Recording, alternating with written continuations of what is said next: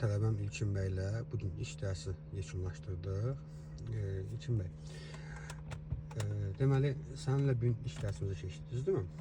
Və dostum, simanı çəkmirəm, əlini Çəkə bilərsiniz, problem deyil. çəkmirəm, sən çəkə bilərəm. Problem deyil. Bax dostum, iş dərsimizi bitirdik səninlə. Təqribən 1 saatdan biraz çox çəkdik. Və mənim üçün maraqlıdır. Hər dərsin sonunda tələbənin fikrini soruşmaq xoşlayıram mən.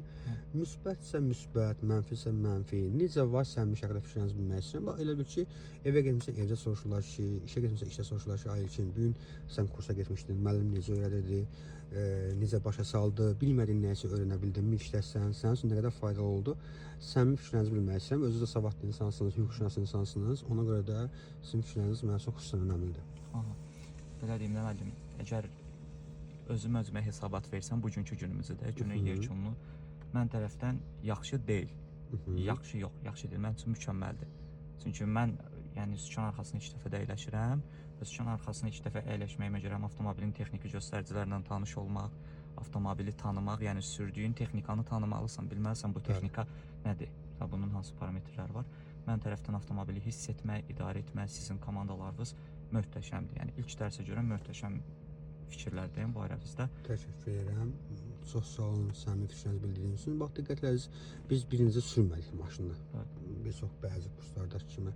Birinci bilik bazamızı artırdıq. Məsələn, maşının o qabaq hissəsini, o indi çox vaxt kapot deyirlər də ona, rus dilində işlədirlər. Motorxana hissə. Motorxana hissəsini, üz hissəsini qaldırdıq. Orada nələr diqqətləmək, onları öyrəndik. Məsələn, motor yağını necə yoxlamaq lazımdır, antifrizi necə yoxlamaq lazımdır, tormoz mayasını, yəni tormoz energetikası deyirlər ona, Azərbaycan tormoz mayası, ona necə baxmaq lazımdır və yaxud digər detallar. Sonra söhbət qutusu, şanzanı işləmək, qızıl qayda və bir az da meydança ətrafından sürdük.